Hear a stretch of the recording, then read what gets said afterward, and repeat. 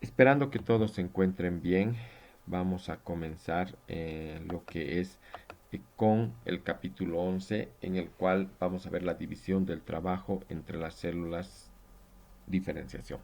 Soy el doctor Edgar Rocha, docente de la materia capítulo. Los objetivos de este capítulo en el cual vamos a abordar es conocer los conceptos de diferenciación y potencialidad, describir cómo ambas influyen en la funcionalidad y desarrollo corporal de nuestro organismo, conocer cómo se aplica para ciertos procedimientos médicos estos conocimientos, nos sirve en la terapéutica, por ejemplo, y debemos diferenciar lo que es apoptosis de necrosis. Como introducción podemos decir que la diferenciación celular es la distribución de funciones. El libro analógicamente habla de que una sociedad tiene diferentes oficios, ¿no? Puede ser albañil, carpintero, pintor. Nosotros podemos tomar esta analogía o comparación cuando uno sale médico. Por ejemplo, una promoción puede salir 300 médicos generales, de las cuales uno se va a ir especializando en alguna especialidad específica. El médico general en teoría abarca eh, lo que es medicina interna, pediatría, obstetricia. Tenemos esa capacidad cuando salimos de la facultad, pero no a profundidad y derivamos a ciertas especialidades, ¿no? Entonces, cuando uno sale, especializa en cardiólogo, en ginecólogo, en cirujano general, entonces, este cardiólogo puede a la vez especializarse en cardiólogo intervencionista, que solo hace intervenciones, cardiólogo arritmiólogo, ¿no? El cirujano general, cirujano plástico, específicamente más especialidad, cirujano plástico de cara, el obstetra, el ginecólogo se puede especializar en cirugía fetal o en patologías fetales, en ecografías solamente del embarazo. Entonces vean que hay diferentes especialidades. A este cardiólogo que está especializado en arritmiología, probablemente le dicen, anda a operar esta fractura, no lo va a hacer porque no tiene los conocimientos. Se ha especializado fundamentalmente en una sola especialidad, en una subespecialidad.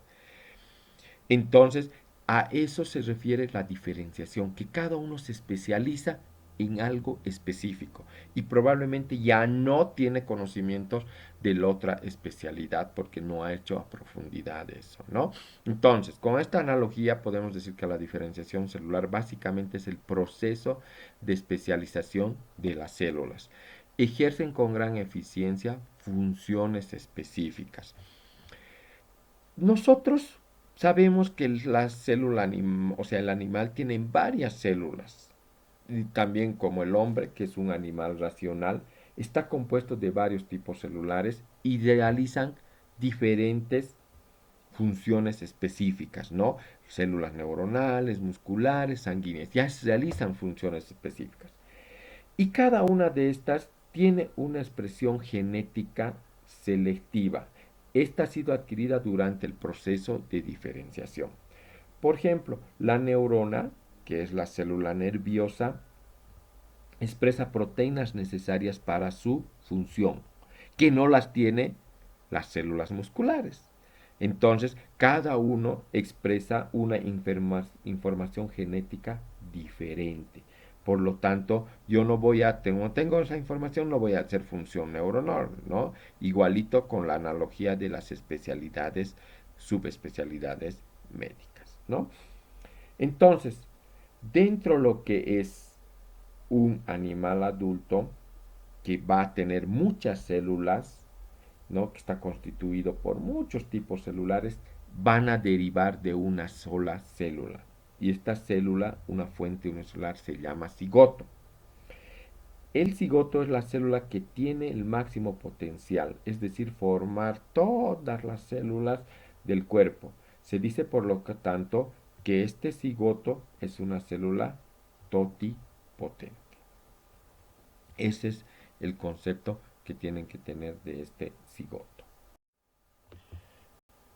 Entonces vamos a hablar de lo que son estos dos conceptos bien importantes. La diferenciación, que es el grado de especialización, y la potencialidad, la capacidad de originar otros tipos celulares.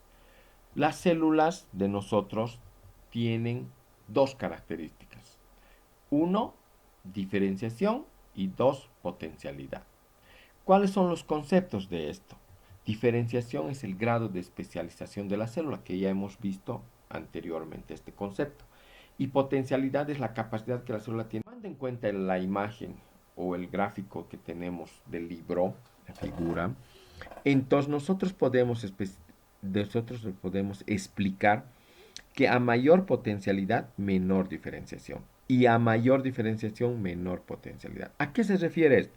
Que cuando la célula tiene mayor potencialidad, por ejemplo, las células embrionarias, como son los blastómeros de la mayoría de las células animales, pueden dar diferentes tipos celulares, origen, diferentes tipos celulares, neuronales, de la piel, musculares, del túbulo, van a dar diferente origen. Se van a diferenciar, se van a especializar. Y esta célula neuronal no va a hacer las funciones que va a tener el corazón, el músculo cardíaco. No puede decir, ah, no, yo también voy a contraer el corazón. No, está especializado en una función de transmisión nerviosa, de conocimiento y todo. En cambio, el miocito cardíaco puede solamente expresarse en la contracción del corazón. No, tampoco va a decir, ah, no, yo me pondré a transportar como glóbulo rojo. No, tiene esa función, en eso se ha especializado y hace eso.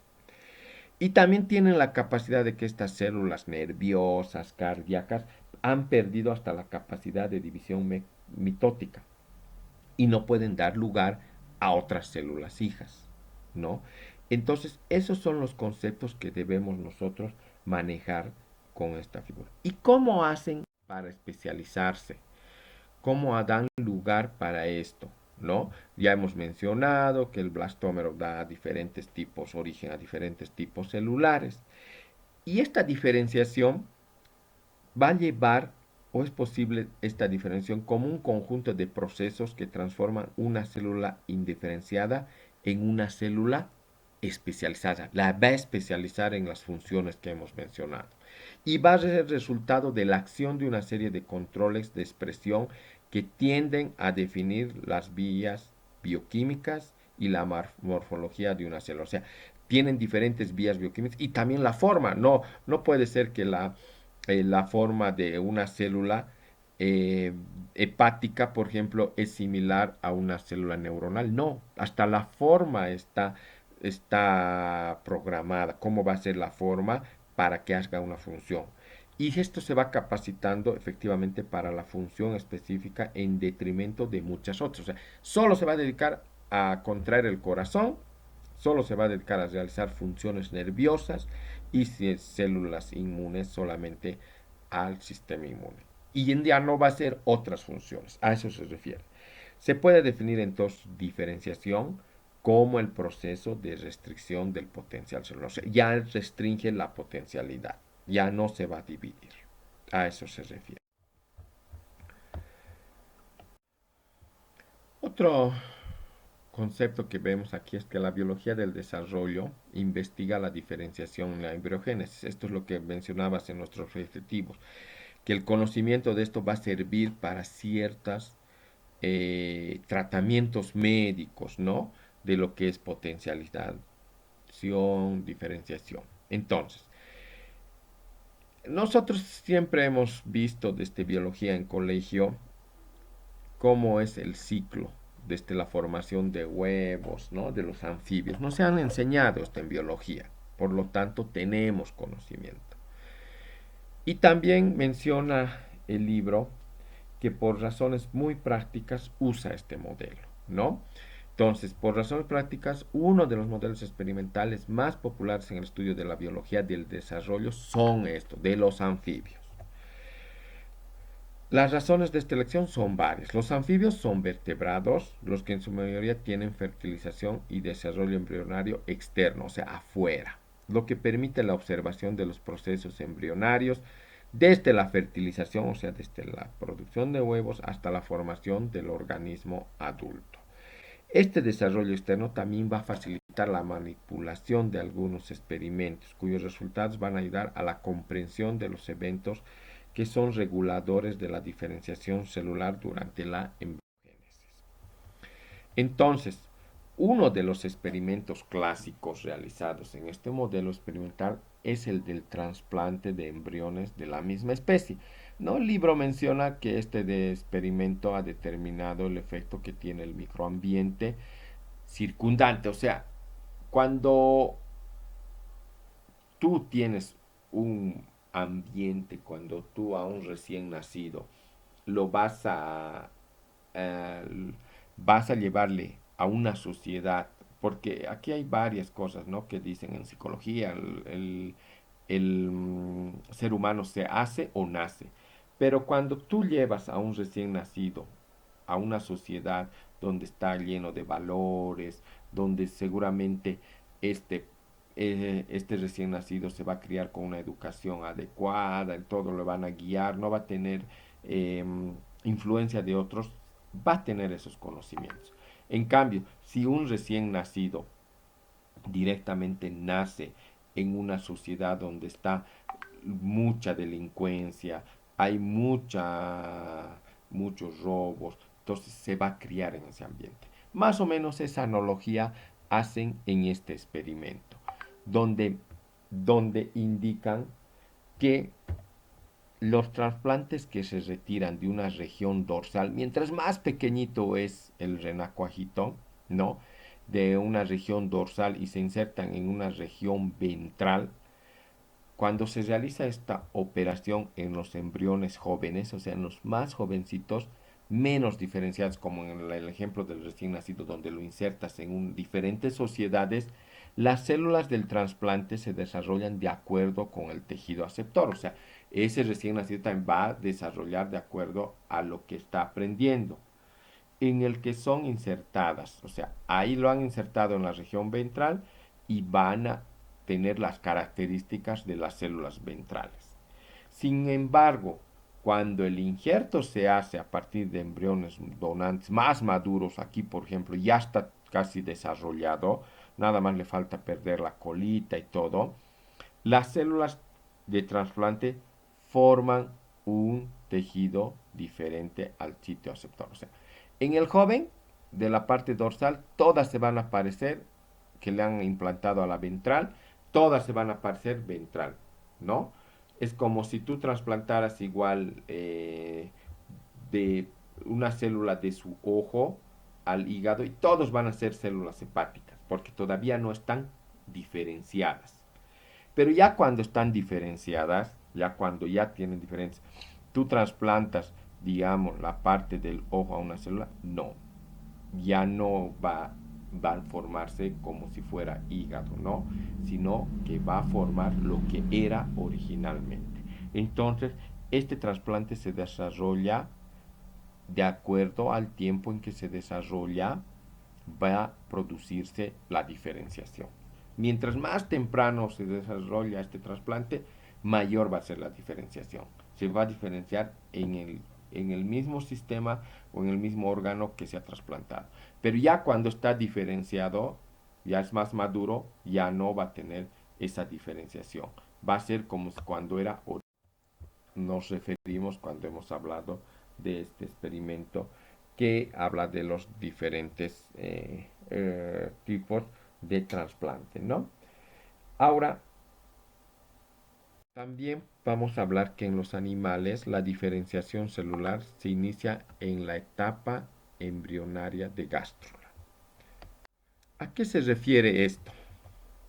Que el primer momento en el que podemos ver el compromiso de las células embrionarias con un programa de diferenciación es la gastrulación, que se produce inmediatamente después de la segmentación o clivaje, ¿no? Después de esta segmentación o clivaje que indica. Entonces, ¿a qué se refiere esto? Estas divisiones celulares que nosotros vemos en las imágenes de diferentes especies que nos indica el libro, ¿no? Estas divisiones celulares intensas tienen por objetivo aumentar rápidamente el número, así se van dividiendo rápidamente el número de células que componen el embrión. Y para acelerar este proceso, como vimos en el tema de mitosis, van a omitir las fases G1, G2. Y estas fases saben que son fases de síntesis de ARN y proteínas, como hemos visto, ¿no?, en el tema de mitosis. Entonces resulta que el crecimiento de la masa celular va a crecer más, va a omitir eso. Entonces, una vez que va creciendo estas células, lo van a hacer omitiendo estas dos fases debido a la ausencia de la G1 y G2. El tamaño de las células hijas disminuye progresivamente con cada división celular, o sea, es más pequeñito, ¿no? Con cada división, y al final de la segmentación el volumen total del embrión no se cambia, aunque el número de células ha aumentado. El volumen sigue siendo, pero hay más células pequeñitas, pequeñitas, por las rápidas células, ¿no? Por la rápida división.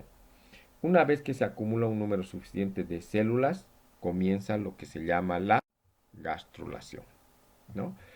Esta gastrulación es el proceso de cambio en la forma embrionaria que se caracteriza por movimientos celulares intensos. Se llama movimientos morfogenéticos, dando lugar a la definición de tres capas germinales. Estas capas son el ectodermo, como veíamos en la imagen, primera imagen, ¿no?, que va a dar origen a diferentes tejidos. Por ejemplo, del ectodermo van a derivar lo que son las células nerviosas, las células de la piel. Por eso nosotros debemos tener claro que algunas malformaciones que afectan al sistema nervioso central, perdón, también afectan a la piel, o algunas lesiones dérmicas que nosotros en pediatría, por ejemplo, vemos las manchas, café con leche se llama una patología donde puede llegar a formar la neurofibromatosis. Entonces está relacionado con algunas patologías, y estas tres capas germinales va a dar origen a diferentes órganos, ¿no? El ectodermo, mesodermo y endodermo. Esto ya vamos a ver en embriología más a profundidad cuando llegue embriología, ¿no? Entonces, en esta etapa el embrión se conoce como gástrula. Es en la gastrulación donde las células del embrión comienzan el proceso de transcripción. Esta información que decimos, la transcripción o la información genética. Y por lo tanto se produce la expresión genética a partir del genoma o cigoto.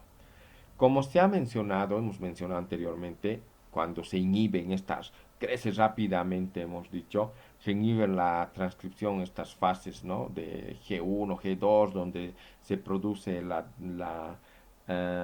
¿no?, la síntesis de ARN, de proteínas. Entonces, como ha pasado eso debido a la inhibición de la transcripción que se produce en la segmentación, los ARNs presentes en el embrión hasta la gastrulación, ¿no?, como no se ha dividido, derivan exclusivamente del genoma materno y se acumulan en el citoplasma durante la maduración del óvulo. Entonces, eso es lo que está pasando durante este proceso de gastrulación. Directamente tiene información de la mamá.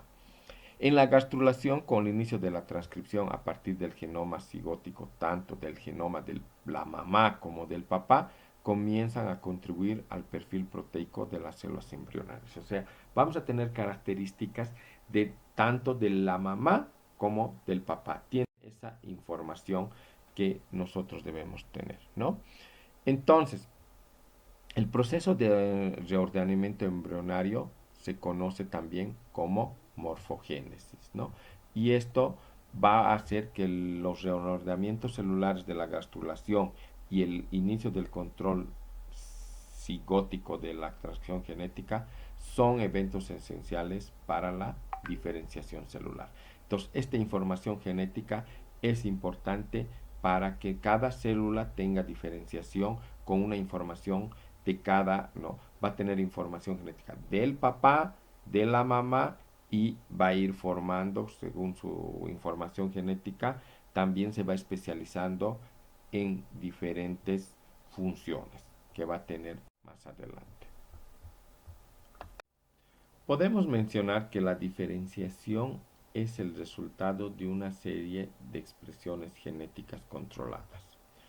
La deflagración del control de la expresión genética del genoma embrionario permite la producción selectiva de las proteínas celulares, que son esenciales para las funciones celulares específicas al final del proceso de diferenciación. Entonces, los cambios celulares que se producen en la diferenciación, cuando uno se va especializando, son resultado de la inactivación de ciertos genes y de la activación de genes. O sea, ¿qué quiere decir? Que va a tener expresión de ciertas. Por decir, la célula cardíaca va a tener expresión genética de estos y te va a tener que tener esa funcionalidad. En cambio, se va a inhibir o se va a inactivar la expresión de todas otras células, si es cardíaca, de las células hematológicas, de las células nerviosas. Entonces, no va a tener ya esa funcionalidad que tiene. A un principio tiene la célula que es muy potencial, tiene información genética de todo eso, ¿no ve? Del corazón, del pulmón. Pero ya cuando va formándose la grástrula en ectodermo, endodermo, eso ya tiene esa información genética. Y ya cuando va formando diferentes células, ya va expresando la información genética solo de lo que le interesa. O sea, yo voy a ser funcionalmente célula neuronal, yo voy a ser funcionalmente célula cardíaca. Entonces, va a expresar genes de lo que es células neuronales y va a inhibir genes de lo que son células eh, cardíacas, por ejemplo, si es una neurona, ¿no? A eso se refiere con estos conceptos, información, ¿no? De la diferenciación, es el resultado de una serie de expresiones genéticas controladas. Y del anterior concepto, dase esto, que durante la diferenciación o especialización hay activación de ciertos genes e inactivación de otros, o sea, inactiva. Entonces, el control de la transcripción que regula la disponibilidad, o sea, la activación o inactivación genética del ADN, es para generar el ARN mensajero. Y esto va a ser específico para cada tipo celular y varía desde el silenciamiento total, o sea, no hay ninguna transcripción, hasta las sutiles diferencias en la actividad transcripcional. La activación genética también va a estar mediada por proteínas nucleares, ¿no? Las conocidas como proteínas activadoras de genes o factores de transcripción. Entonces va a tener esta activación genética y estas van a reconocer secuencias específicas en el ADN que están en regiones de control genético y favorecen la aproximación de las proteínas necesarias para la transcripción en sí, tales como la ARN polimerasa. Los factores de transición importantes para la diferenciación celular son específicos para cada tipo celular, o sea, es muy... Por ejemplo, un ejemplo de esto es la transcripción denominada de los factores determinantes del músculo, ¿no? Que es esencial para las primeras etapas de la diferenciación muscular. Estas proteínas se expresan solo en precursores de miocitos, o sea, en las células musculares e inician la cascada de la expresión genética que caracteriza la progresión de la diferenciación muscular. O sea, se va diferenciando gracias a estos factores determinantes en músculos. Y los factores determinantes del músculo son clave para iniciar la transcripción de genes específicos para el músculo. Los ratones cuyos no tienen este factor, que se llama factor determinante del músculo, que fueron mutagenados, o sea, genéticamente alterados, no presentan el músculo esquelético. Imagínense un ratoncito sin músculo esquelético, que durante la diferenciación en las primeras células hagan que no haya este factor determinante del músculo. Imagínense el pobrecito esqueleto, nada de músculo, no tiene función esquelética del músculo esquelético, ¿no? Entonces vean cómo se puede manipular con genética todo esta información que nos dan los libros, cómo nosotros nos formamos desde lo que somos un cigoto, ¿no? Cómo vamos formándonos. Si no tuviéramos esta información, ¿cómo no formaríamos algunas células especializadas? Y esto puede ser manipulado por ambiente, por fármacos, ¿no? Entonces, importante también. Otro ejemplo que también dan es sobre la inactivación selectiva. No solo se va a activar si tú tienes estos factores activadores, también para que no se formen debes tener inactivación de ciertos genes que son importantes durante la diferenciación, o sea, para que se especialice cada célula.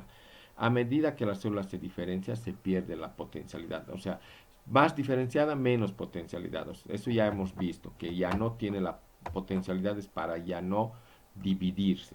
Esta pérdida se produce por inactivación genética. Hay varios niveles de inactivación genética, desde la unión de factores nucleares inhibitorios hasta las modificaciones ultraestructurales de la cromatina reguladas por modificaciones covalentes de los núcleos. Y esto es lo que va a pasar durante la inactivación, resulta en la compactación de lo que es el cromosoma X, de modo que ninguno de sus genes puede ser transcrito, ¿no? Al estar compactado. El cromosoma X que está inactivo es condensado y se lo identifica como corpúsculo de Barth en las preparaciones histológicas. Ahí, cuando ustedes ya hagan, ¿no?, preparaciones histológicas más adelante, ahí ya van a entender lo que es estos corpúsculos de Barth que se van a ver ahí, ¿no? También hay otro fenómeno dentro de estos conceptos de inactivación genética, y uno de ellos es el conocido como impresión genética, que comienza con la modificación covalente del ADN genético o genómico por medio de la metilación de los nucleótidos del tipo de la citosina de genes seleccionados, ¿no? Hay algunos factores proteicos, por ejemplo, nucleares, que se asocian específicamente a estas áreas genómicas metiladas y van a mediar el silenciamiento genético de estas regiones. Hay muchos ejemplos que podemos mencionar en las cuales en la activación e inactivación, esta inactivación más que todo sirve para que una célula sea mayor diferenciada, tenga mayor diferenciación que otras células, ¿no? Una pregunta que también nos hacemos es, ¿qué factores controlan los procesos de diferenciación celular?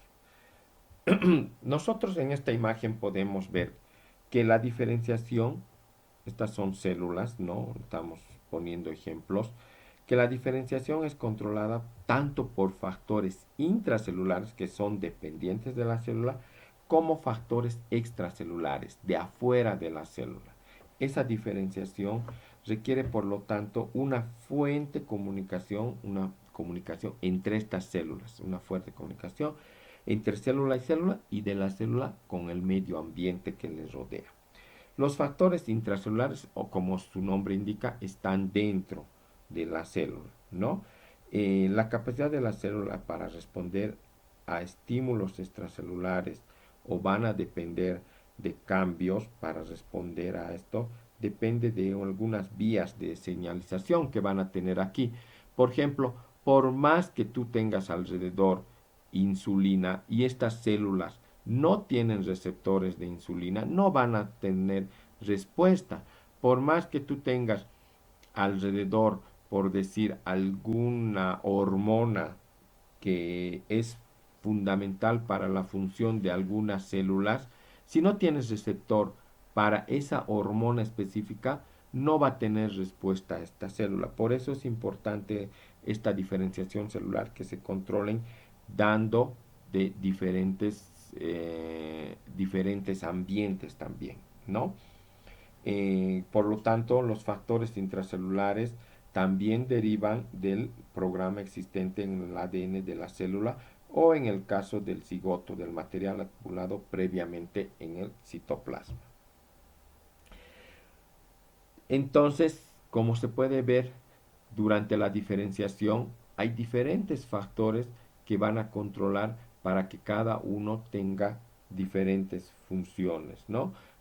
Ahí ya vamos a tener diferenciación de células sanguíneas, células musculares y células también neuronales. También podemos hablar aquí de los factores extrínsecos. Estos factores extrínsecos van a derivar de señales provenientes de otras células de la matriz extracelular de organismos en diferenciación, que pueden ser factores locales, ¿no?, que están alrededor, o de agentes provenientes del medio ambiente, que se llaman factores ambientales. Los factores locales, ¿a qué se refieren? Son el resultado de la acción de las células que actúan enviando por medio de moléculas señales que van a inducir a ciertos tejidos a diferenciarse en una dirección particular, o de lo contrario, estas señales se derivan de la matriz extracelular también, ¿no? Bueno, también podemos ver aquí un ejemplo que menciona el libro, en el cual dice que se refiere a la diferenciación estudiada de las glándulas salivales y las glándulas pancreáticas. ¿Qué es lo que hacen, no? Cuando está diferenciándose, por ejemplo aquí menciona el experimento donde se encontró que el brote epitelial que va a generar estos órganos, tanto las glándulas salivales, las glándulas pancreáticas, solo se desarrolla formando tejido glandular. Este tejido glandular se va a formar cuando está en contacto con el tejido conectivo embrionario. Entonces, el tejido ganglionar con el tejido conectivo. Si nosotros ponemos una lámina ahí, una calamina, algo impermeable entre estas dos, ¿no? Entre la lámina que es el epitelio del brote y el tejido conectivo, no se van a diferenciar estas células secretoras, no se van a formar las glándulas salivales ni pancreáticas. Entonces podemos ver que hay esos factores que ayudan a diferenciar en ciertas células, se van a producir células glandulares. Si no está en contacto con ese tejido conectivo, no se va a formar. Pero en vez de poner entre esta célula glandular, ¿no?, y el tejido conectivo una calamina, una lámina, ponemos solo un filtro como una malla, por ejemplo, o estos mosqueteros que existen. Entre estos dos se va a formar. ¿Qué quiere decir esto? Aunque se interponga esa malla entre estas dos, se va a diferenciar entre estos dos tejidos. ¿Por qué? Porque aunque no estén en contacto como cual, se cree que la diferenciación se va a llevar a cabo por un mensaje químico producido por el tejido que actúa en su vecino. O sea, no solo va a depender del contacto en sí, también va a depender de mensajeros químicos. Si tú pones la calamina, no va a pasar, es algo impermeable. En cambio, si pones una malla, va a pasar el mensaje de lo que nosotros queremos que se forme, ¿no? Los mensajeros químicos que nosotros llamamos. ¿Ok? Entonces, dentro de estos factores ambientales pueden afectar, de hecho, gracias a estos conocimientos podemos ver que pueden afectar en la diferenciación. Estos factores que pueden afectar en la diferenciación pueden ser factores físicos, como vemos en la imagen, rayos X, la reactividad, la temperatura, factores químicos como las drogas ilícitas, contaminantes, fármacos, factores biológicos, por ejemplo, las infecciones virales, también son notablemente perjudiciales para para que puedan producir durante la formación del nuevo ser lo que se llaman conocidos teratógenos. Terato quiere decir malformación y génico generador de malformaciones. Eso quiere decir, nosotros, a mí me toca ver como la parte de pediatría estas enfermedades. Por ejemplo, ¿por qué es importante que una niña se enferme de rubiola antes de embarazarse? O tenga la vacuna, ahora ya hay vacuna de rubiola, porque si no tiene la vacuna de la rubiola y se enferma de rubiola en el embarazo, especialmente en el primer trimestre del embarazo donde se está formando el organismo, las diferentes células, entonces va a llegar a tener lo que es el síndrome de rubiola congénito. O sea, ese bebé va a tener malformaciones como ser defectos acústicos, no va a escuchar, va a tener algunas malformaciones que puede producir la infección viral de la rubiola, como sordera, ceguera, esas, ¿no? También otra cosa que ha pasado en los años 70, no, más o menos por los años 60, es el uso de la talidomida. Ustedes saben que la mujer embarazada comienza sus síntomas vomitando. Y gracias a este fármaco que han introducido, las mujeres no vomitaban. Pero con el uso de este medicamento se ha visto que nacían niños con malformaciones, especialmente acortamiento de los miembros superiores, inferiores. Entonces, han hecho estudios y se ha visto que está relacionado con el uso de este medicamento. Vean que querían lograr un beneficio en algo, por decir las náuseas, quitar, pero han hecho que la mujer embarazada tenga esto. También es importante evitar en las mujeres embarazadas la exposición a rayos X, especialmente en las primeras semanas de embarazo, ¿no? Todos estos teratógenos, generalmente si son expuestos en los primeros meses del 3 meses del embarazo, van a producir mayor frecuencia o mayor severidad de estas malformaciones, porque ahí es donde se está formando esta información genética que está diferenciándose, ¿no ve? Tanto activando o inhibiendo, pero si tú produces algún factor externo para que interfiera en esta formación, entonces todo esto puede llevar a que algunas enzimas o alguna información genética que es importante pueda ser inhibida o pueda ser inactivada, y por eso se forman lo que son las malformaciones genéticas. La diferenciación celular no se limita a los embriones y continúa en el organismo adulto.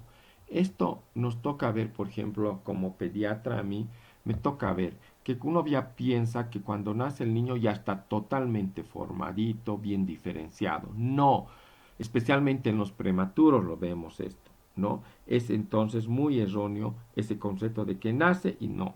Más bien cuando nace el recién nacido, en los primeros 2 hasta 5 años debe recibir el mayor estímulo posible, porque ahí están formándose las vías neuronales, se están formando algunos órganos importantes para el desarrollo, la funcionalidad que va a tener este nuevo ser vivo. Entonces, ese concepto de que nace y ya está bien diferenciado todos sus órganos es errado, ¿no? A veces dicen, no, solo tiene que crecer en tamaño, ya tiene todo. No es así. Entonces el recién nacido debe tener diferente estímulo, ¿no? Por ejemplo, al nacimiento los riñones, hígado, no están totalmente diferenciados en este recién nacido, y por lo tanto debe tener mayor diferenciación.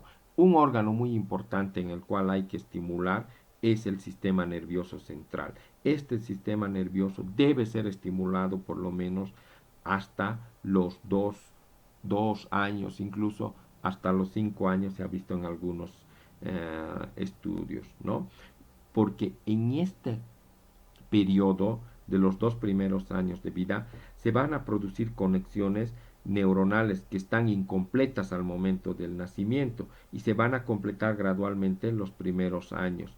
Y mayor estímulo va a tener el paciente o el recién nacido y va a tener mayor desarrollo. Por ejemplo, el niño aprende a hablar gracias a que el medio externo le estimula, escucha, oye. Si un niño nace con alguna malformación, por ejemplo, por la rubiola, sordito, no va a aprender a hablar. Si un niño nace con labio leporino y no le operan hasta los 2 años, 3 años, ese niño va a aprender a hablar, no va a poder vocalizar. Por más que lo operen a los 5 años, ya no va a poder tener, porque su cerebrito ha aprendido a hablar así. Por eso es importante no tener este concepto de que nace completito. No, nosotros podemos ayudar a diferenciar con el desarrollo, con el estímulo del medio externo. Otro ejemplo, también esto, la imagen podemos ver que es importante en las conexiones neuronales, por eso. Otro ejemplo también es las glándulas mamarias, ¿no? Las glándulas mamarias, un ejemplo de diferenciación que se produce antes del embarazo, ¿no? Durante el embarazo va a ser estimulada por diferentes hormonas y este proceso comienza cuando ya está embarazada el, la mujer y va a ir produciendo mayores células y va a desaparecer cuando termina el parto, cuando deja de dar de lactar al recién nacido, entonces nuevamente se va a atrofiar y va a volver a la funcionalidad antes de que tenga el embarazo. Por eso es importante que algunas células se pueden llegar a diferenciar completamente los primeros años de vida y otras células en diferentes etapas de la vida, como en las mujeres durante la etapa de embarazo y lactancia. Incluso en la etapa menstrual y premenstrual sufren cambios las glándulas mamarias en las mujeres. Por eso no tenemos que tener el concepto de que solamente se diferencia antes del nacimiento. El proceso de diferenciación no es irreversible. Ocurre una activación y una inactivación gradual de genes a través de cambios en el ADN genético, ¿no? Puede ir activándose, ¿no? O puede ir inactivándose. Todo va a depender de esto, de estos cambios graduales de genes a través de los cambios en el ADN genómico, ¿no? Entonces, nosotros podemos ver varios ejemplos en cuanto a esto, porque gracias a esto se producen algunos experimentos, por ejemplo, ¿no? Eh, por ejemplo, la restricción de la potencialidad por la diferenciación en algunos casos puede ser revertida natural o artificialmente para generar un núcleo totipotente. ¿Qué quiere decir? Que una célula que nosotros podemos manipular genéticamente, que no tenía la capacidad de, de potencialidad, que ya estaba bien diferenciada, entonces podemos evitar eso y volverla a una célula o un núcleo totipotente. Este proceso de reversión, que una célula bien diferenciada ya no era potencial, pero nosotros podemos manipular genéticamente, se conoce como desprogramación nuclear. O sea, lo que antes hacía, nosotros lo llamamos desprogramación nuclear. Entonces, la restricción de la potencialidad por la diferenciación en algunos casos puede ser revertida natural o artificialmente para generar un núcleo totipotente, como ya hemos mencionado. Este proceso de reversión se conoce como desprogramación nuclear. Y gracias a esta desprogramación nuclear artificial, eh, es lo que ha hecho de esta tecnología, de la clonación. Ustedes saben de este caso seguramente hace años, o tal vez todavía no tenían, todavía no, según la edad que tengan, de la oveja Dolly, la primera oveja clonada totalmente de una célula madura. Entonces, algunos ejemplos que nos dan en el libro son que la desprogramación nuclear artificial para esta tecnología de clonación se ha hecho para la clonación de organismos completos a partir de células somáticas y no así de células que son los gametocitos, ¿no? El espermatozoide y el óvulo, sino que han sacado células genéticas para generar otro ser igual. El primer organismo que se clonó a partir de una célula somática fue este anfibio, el anfibio Xenopus laevis, ¿no? Entonces los investigadores han extraído el núcleo de una célula epitelial del renacuajo y lo transfirieron este núcleo a un óvulo enucleado que no tenía núcleo y por lo tanto se ha formado con todas las características de este anfibio, ¿no? El otro ejemplo, ya hemos mencionado, de la desprogramación celular para que se regenere nuevamente es la de la oveja Dolly, ¿no? Esta oveja Dolly es el primer animal clonado en una célula animal de adulto. ¿no? Y también nos sirve esta desprogramación nuclear para aplicarlo en la medicina, por ejemplo, ¿no? Por ejemplo, el hígado se ha visto que a veces cuando tenemos lesiones hepáticas, podemos lograr que haya una regeneración hepática, una regeneración del hígado que está compuesto ya por células especializadas, ¿no? Ya tienen esa diferenciación, ya están diferenciadas en qué, en que tienen una función de ser solamente células hepáticas. Pero la eliminación experimental, como se ve en la imagen, de, por ejemplo, lo eliminas experimentalmente 2/3 del hígado de un ratón adulto, provoca una intensa proliferación de células hepáticas de las restantes que tienen y pueden volver a formar lo que es una nueva glándula hepática, ¿no? Entonces, vean que con esta regeneración o esta desprogramación celular se puede lograr igual regenerar muchos órganos o tejidos que nosotros creíamos que ya no lo podíamos hacer.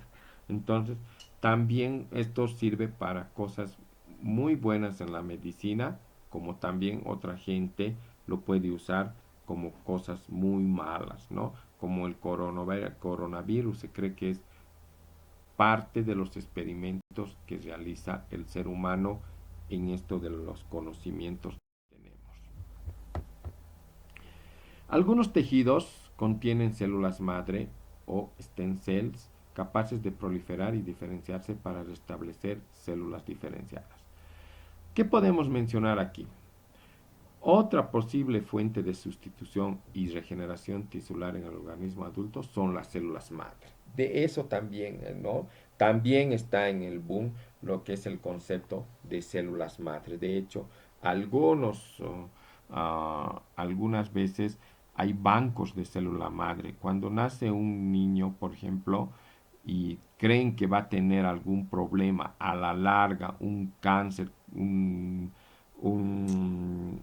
una leucemia y va a requerir células de él mismo, lo extraen en unos aparatos especiales y lo van a guardar en lo que se llama banco de sangre. Hay esa tecnología, pero esa tecnología cuesta dinero. Por guardar esas células en estos bancos de células madre, creo que por año te cobran $1000. Pero eso es lo que hace un papá, una mamá, para cuando tienen hijos únicos o cualquier hijo, si tienen las posibilidades y piensa que en el futuro pueda pasarle algo. Tenemos ya esa tecnología.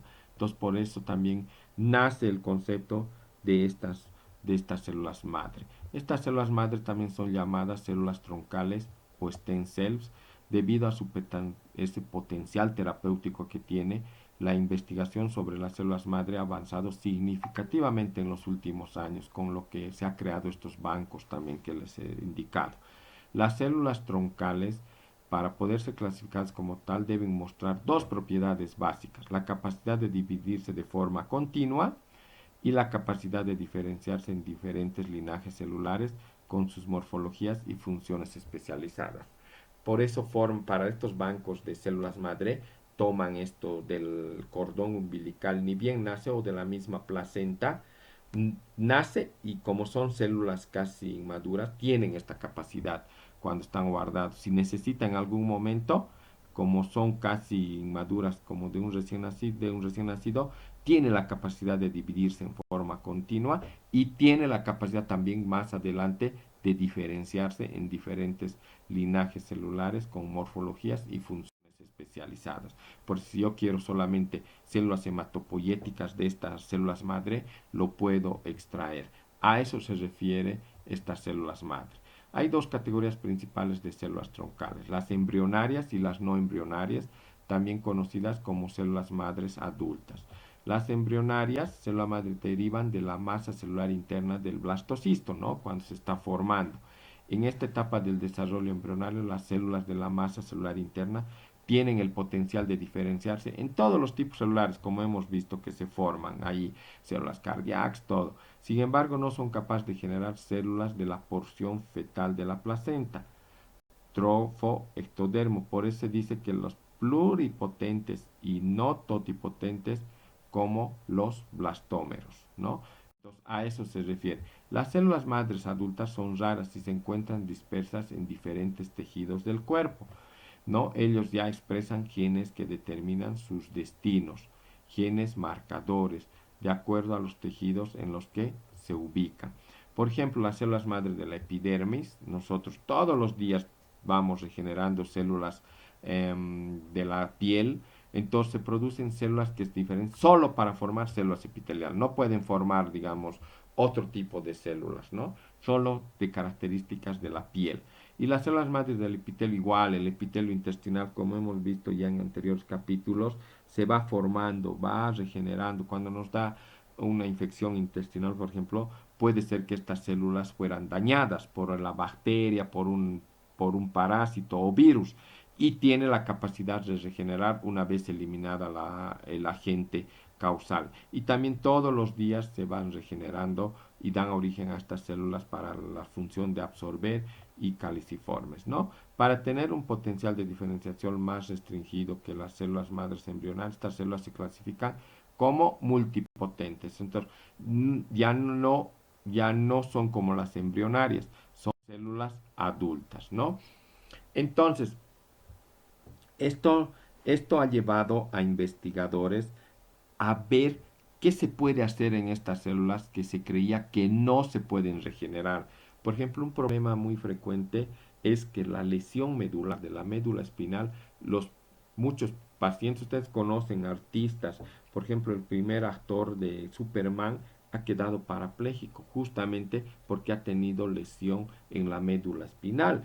Y las investigaciones están yendo abocadas a esto, a poder dar solución a estos pacientes que tienen, y muchos de estos artistas, de estos que tienen famosos, que tienen mucho dinero, aportan dinero para que se logre investigar y pueda beneficiar al resto de la población, ¿no?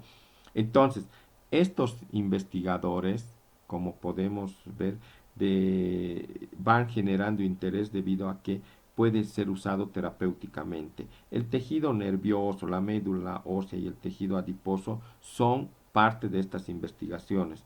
El descubrimiento de células madres en este tejido nervioso que estamos mencionando, que era considerado irreversible, posmitótico en el adulto, fue una sorpresa. Entonces actualmente se está haciendo investigaciones para que haya pequeñas poblaciones y podamos ver que haya alguna manipulación de estas células y podamos regenerar nuevamente, ¿no? Y se puede manipular in vitro también las células neuronales que pueden ser capaces de formar neuronas y glías, lo que demuestra la multipotencialidad de esta población proliferante.